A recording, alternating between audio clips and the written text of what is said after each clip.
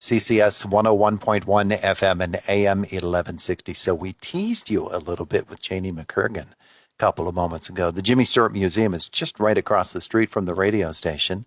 And we see people going in there all the time, bus groups and others who just go in and want to get, what is this Jimmy Stewart thing? Janie, I think I told you before, I had a guy that rolled up to the stop sign while I was walking on the sidewalk outside one day. And he says, "Is that true? The Jimmy Stewart Museum's here?" I said, "Well, that's what the sign says." So he said, "I'm going." And he pulled over and he went in that day. Wow. Which was really, really neat. I think that's the way signs are supposed to work, isn't it? It is. It is. In fact, we're getting a lot of people who are discovering us and didn't even know we existed this summer. A lot of people. Well, that's neat. Our conversation with Janie brought to you by Marcus and Mack, a law firm representing injured people. So you teased us a little bit there a couple of minutes ago. I did. Jimmy Stewart, and I don't know if a lot of people know, got into the Indiana Chamber of Commerce Business Hall of Fame. Mm-hmm. And you think, why Business Hall of Fame? That's going on? And it answers the age-old question we get a lot in the museum and a lot from local people is, what did Jimmy Stewart ever do for Indiana? Uh-huh. You know, he did a lot for Hollywood and he served in World War II, but actually he did a lot, but he was kind of that humble guy that did things and didn't want the accolades, didn't tell anybody about it, didn't broadcast it. He was a very charitable man, and national, like Red Cross and March of Dimes and things like that. But to Indiana County, he did a lot. And it just came out a couple years ago that he and Gloria were one of the first people to give a huge donation to the Indiana County Endowment Fund as seed money, which today still gives money to local nonprofits. Mm-hmm. So they did that. They gave money to the local fire association in honor of his dad, who was a volunteer firefighter when he was here. They've given money to the Civil Air Patrol. They donated the gazebo in Memorial Park and then set up a Memorial Park foundation that actually helps with maintenance and upgrades to the park on an annual level.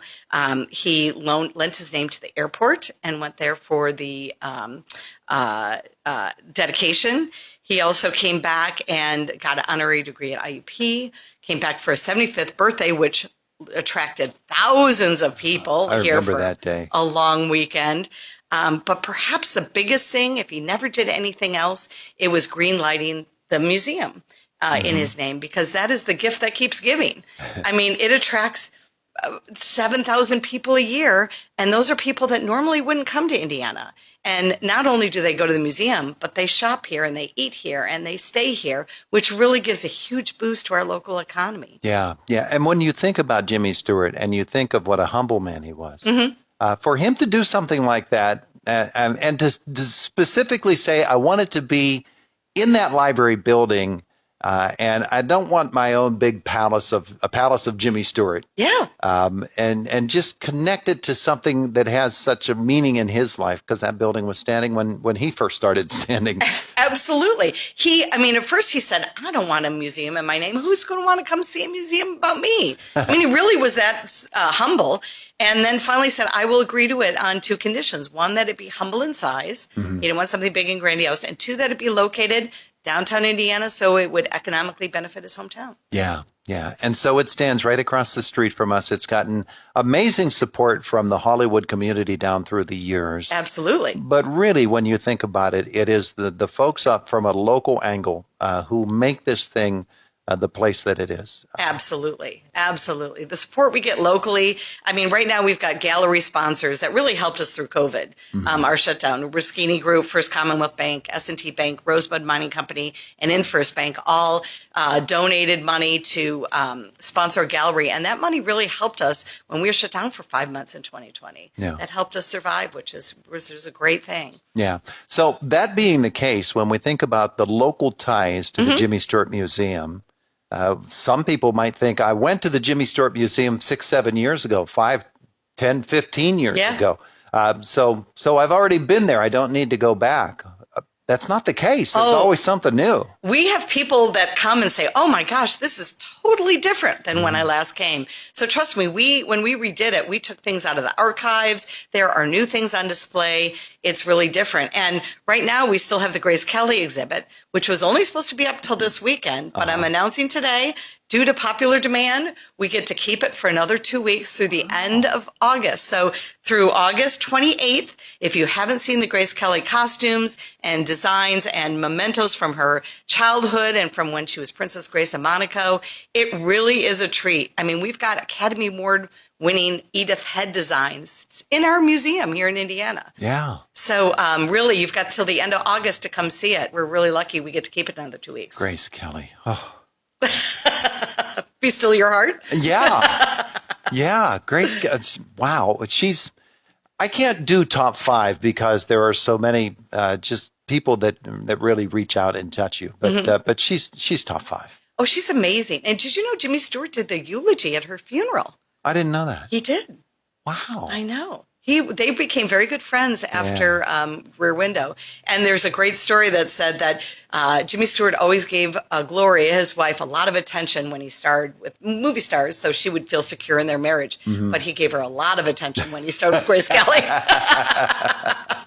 So the Grace Kelly exhibit has been there how long? It's been there since May, since Jimmy Stewart's birthday. Since the birthday. That's when it debuted. So we're trying to get something new and exciting each year. Our connection now with this Gene London Cinema Collection, we've got connections now. So who knows what we're going to get next from them? But it's been a great deal of what a great partnership that is. My goodness. And we have one other exciting announcement, I got to say. Our theater that is 27 years old is now getting a whole huge update. Thanks to Frank Vigiano and Professional Audio and Video. He has partnered with us. He did the original theater, and he got companies to donate a new screen. Stewart Film Screen Company gave us a new screen. Epson gave us a new digital laser projector, and Paradigm gave us speakers. So now we're going to have speakers all the way around the theater. And this is all going to happen. And so we have all the equipment donated to us by these companies, and we're going to be putting it in September. So now all these old movies are coming out on Blu-ray. You're going to have a whole nother experience just coming into the theater and seeing It's a Wonderful Life at Christmas. It is so different to see a movie in that theater as opposed to watching it on a DVD in your house. Yes. Or even going to another theater setting, or I know a lot of people do the outdoor screenings of things of that nature. But when you go to that tiny theater and you sort of get that old time feeling, it's like a whole different experience. It's very intimate. There's only 50 seats in there, so you get a great experience. And now that we're going to have all this new technology that will really upgrade your experience, it's going to be amazing. I'm really excited about it. Yeah. So we're talking with Janie McKirgan, by the way, boys and girls, from the Jimmy Stewart Museum, which is open in the summertime. What are the hours? It is open Monday through Saturday, 10 a.m. to 4 p.m., and on Sunday, noon to 4. And so please come by. We've got some great stuff to see this summer, and we'll have a new exhibit going up after Grace Kelly leaves about the friendship between Henry Fonda and Jimmy Stewart. And what a great thing that is.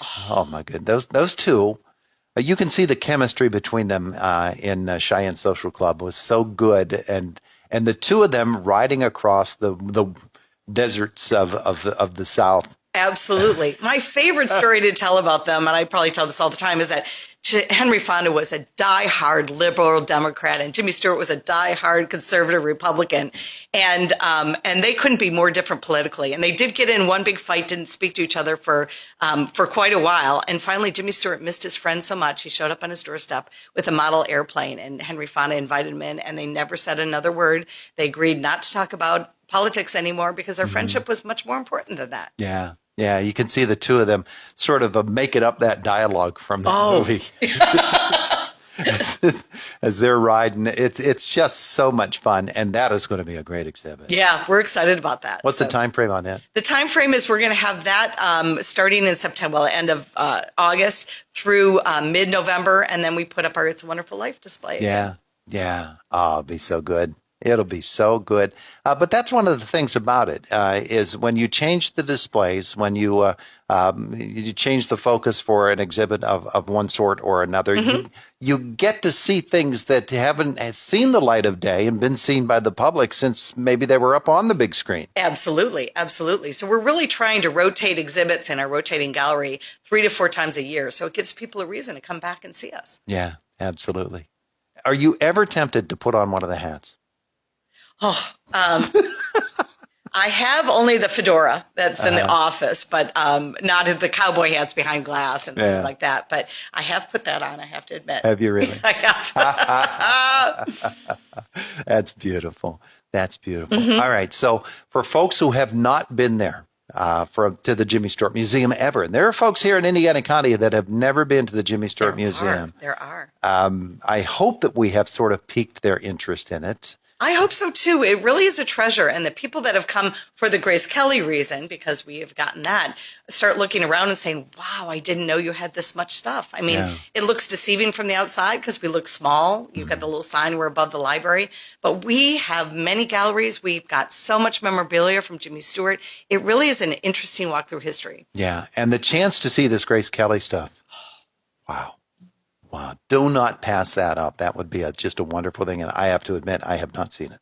Yes. Well, now you've got 2 more weeks to come over and see it. I've got 2 more weeks and I'm going to do it. That iconic dress from Rear Window is amazing, that black and white dress. And we've got a dress from The Catch a Thief.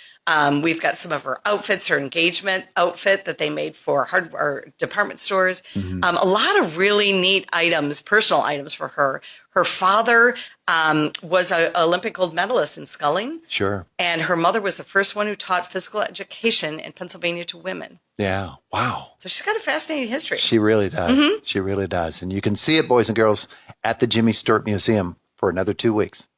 Yep. Beautiful. Okay. Janie, thanks so much for coming in to visit with us. Well, thanks for having me, Todd. I appreciate it. Come on over anytime you want. Sounds good. It is the voice of Indiana County. It's WCCS 101.1 FM and AM 1160. 24 and a half after 8 o'clock, and good morning to you. Coming up, CBS Sports in just a moment with Boomer.